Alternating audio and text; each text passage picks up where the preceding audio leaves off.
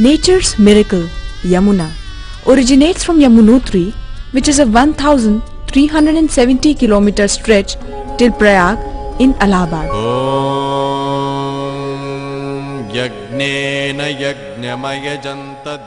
Yamraj's sister and Surya god's daughter Yamuna is a goddess of several people and is worshipped with devotion.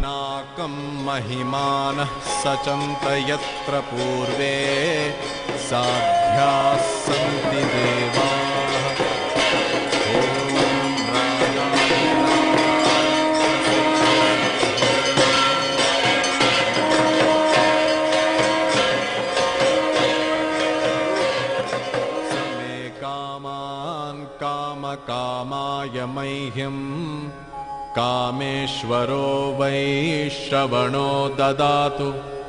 The playground of baby Krishna and considered the fourth queen of Lord Krishna, Yamuna. Lord Krishna ate the sands on the Yamuna bed and Ma Yashoda could see the entire cosmos in his mouth.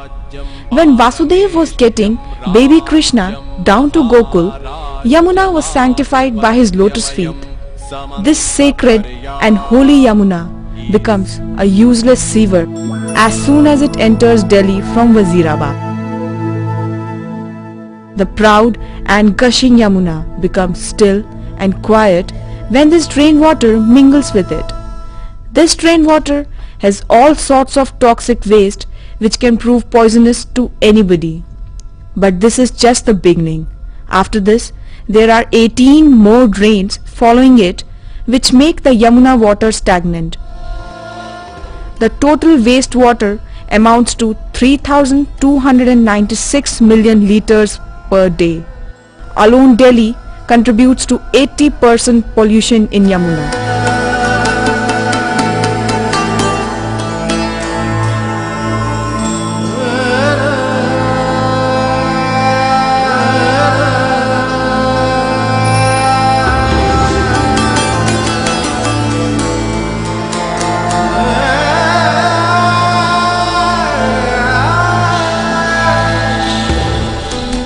It nowhere looks like the great Yamuna river then. All the beauty is distorted to a pathetic sight. Till Okhla, this story continues, but the condition is the most intolerable here. Just one glimpse of it would make anybody feel pukish. The white layer of the froth appears like a sheath of snow from top. The layer is so dense that all the bubbles of the waste are clustered like anything. Then this is the same river where people come with all the devotion to let their idols go. Still, we are nothing but silent spectators. ये हमारे बहुत अच्छा त्योहार माना जाता है. शिव पार्वती जी की पूजा है. फिर विसर्जन कर देते हैं फिर हम. शिव पार्वती जी की मूर्ति है. How can the meaning of Yamuna change so adversely that the complete look of the goddess is deteriorated? Not only this, Yamuna becomes the open bathing ground for all the animals like elephants, buffaloes, dogs, etc. The animals even use the river as their recreation spot.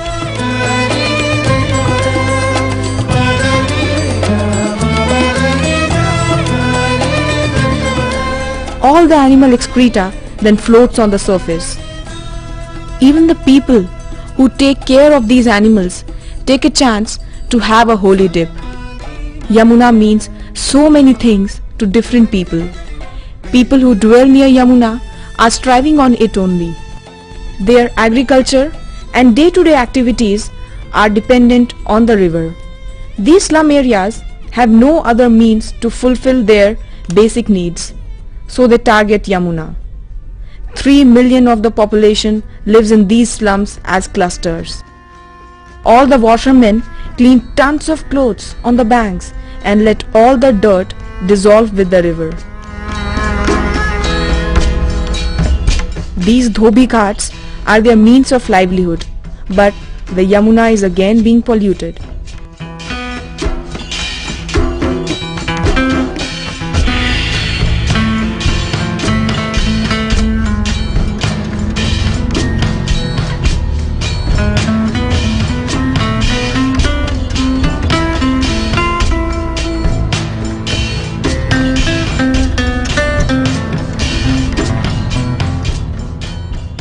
The Yamuna holds another importance when it comes to our rituals in Hindus of burning the dead body near the river and offering the ashes in the water. Sometimes even the dead bodies are disposed in the river. These age-old customs are hard to stir.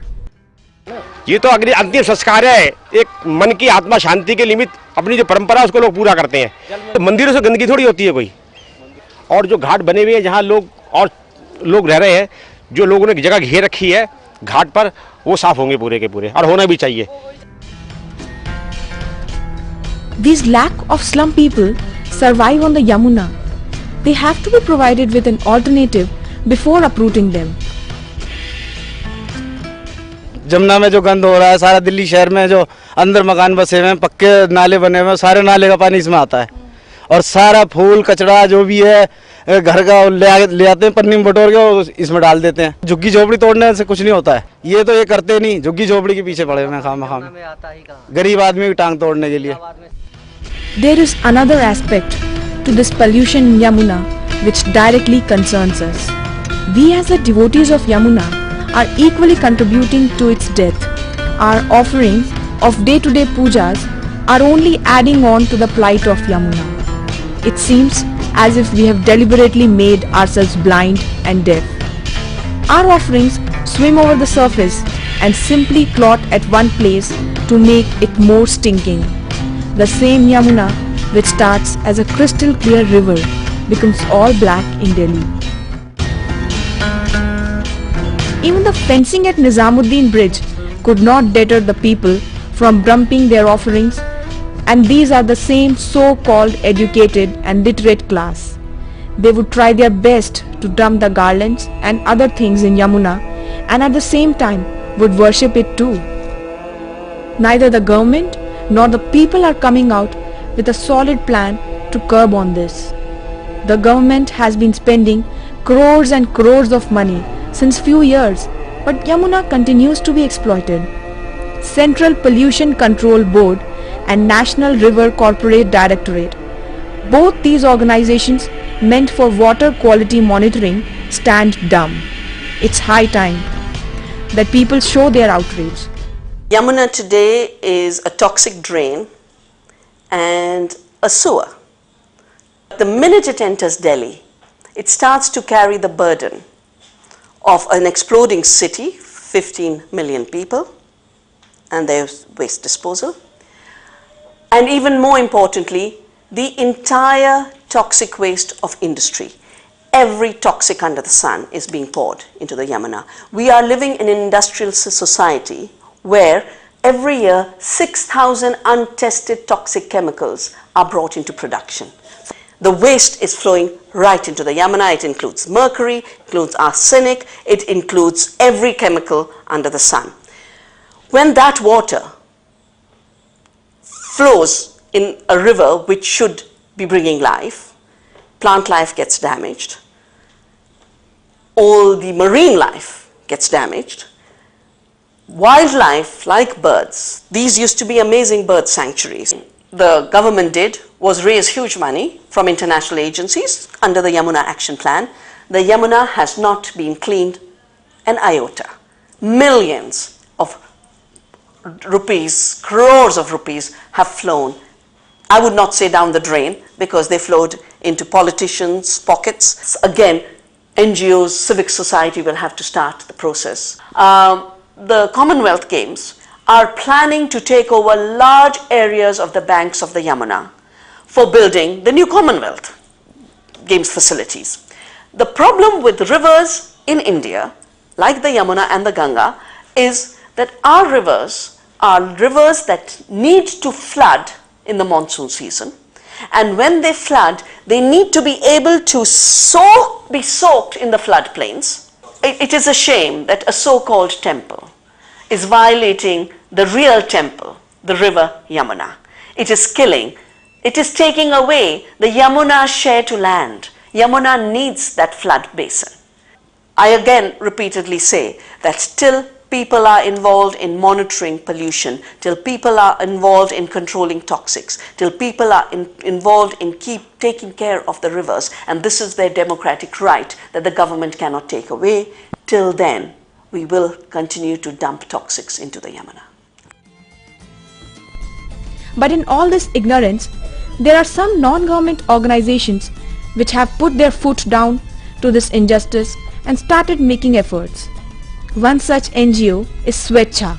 And when we started in year 2000, the idea was not to start an organization or something. The idea was to basically look at young people trying to do something for the river. A river which was actually a forgotten saga. Delhi became Delhi primarily because of Yamuna. Yamuna, which is the source of our drinking water. 70% of Delhi's drinking water comes from Yamuna. And we know that what actually flows in Yamuna is only shit, it's only poison. When we talk about the polity right now, the current, when we talk about Yamuna planning, where is Yamuna Action Plan going, where is Yamuna Action Plan 2 leading towards, and what will happen when Delhi will become newer, New Delhi will become newer Delhi after 2010 Commonwealth. I think entire development, all infrastructure development is aimed to be on the riverbed, which will have a lot of environmental disaster. It's really shameful how there is an Akshardham that has come into existence on the riverbed. No, young people, if they desire, they can bring about some change or be a catalyst in the change making process. We know, we always claim that 60% of India is actually under the age of 25, but where are all these young people doing? So We for Yamuna, Swechha We for Change Foundation primarily is a youth voice which says that our environment, our society is our responsibility. There is also a law in this country that says environmental education must be compulsory. It's a law that is not being brought to reality, but in fact, every child should grow up ecologically literate in this country if all the orders passed by the Supreme Court were actually being obeyed. We work with lots of elite schools in terms of creating awareness and some kind of a sensitization that they should have. Of course, they might not ever face a water crisis, perhaps because they also have money to buy water, money to buy land, money to buy air also. But the idea is not that the rich can actually buy it and therefore should not contribute towards social change, but they who become tomorrow a policymaker should also be held responsible and should know about it. They also understand, like Vandana Shiva, that the awareness has to be injected from the primary level. So they take school students for Yamuna walks. Before and what happens after, and what is the impact of development on them, on people. That you can see a metro, and what a sad story, the capital of India has a metro and has these big buildings and has a pathetic river. And this is what is Kutsia Ghat, the religious ghat that I was telling you about. So people here come here, bathe, there's a lot of religious activity that happens. And the same river, the drain, what was once a drain has suddenly become a river. It's suddenly worshipped now by people. Lots of people worship this river, and you'll see it now. I'll show you all over. And you see those people there? He's a coin diver, again. The other one is a religious person, and brings some kind of a change. You look at the river which actually starts in Yamunotri, which is so pure, and as soon as it enters Delhi, as in 22 kilometers of Yamuna in Delhi contributes towards 80% of Yamuna's pollution, and that is what the plight is. These are ghats, these are just historic ghats.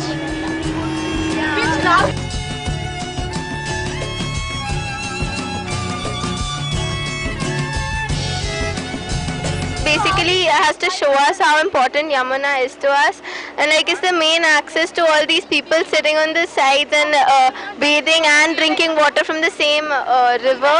And to us, we're the ones who's polluting Yamuna, we're the ones who's chucking everything into it. So basically, we have to tell everyone to stop littering and make bins which are like biodegradable and all that, and like recycling and all that stuff, and then chuck it into those bins rather than chucking it into rivers.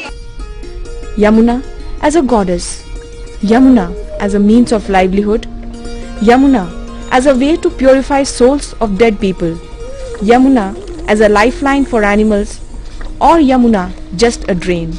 And finally, all this leads to dead Yamuna. Can't we, as citizens and devotees of Yamuna, save her from the strangulation before she curses us and leaves? Let's conserve our goddess Yamuna. I bow joyfully to Yamuna, the source of all spiritual abilities. You are richly endowed with innumerable sands glistening from contact with lotus feet of Krishna. Your water is delightfully scented with fragrant flowers from the fresh flowers of the fresh forests that flourish your banks. You bear the beauty of Krishna, Cupid's father, who is worshipped by both the gods and the demons.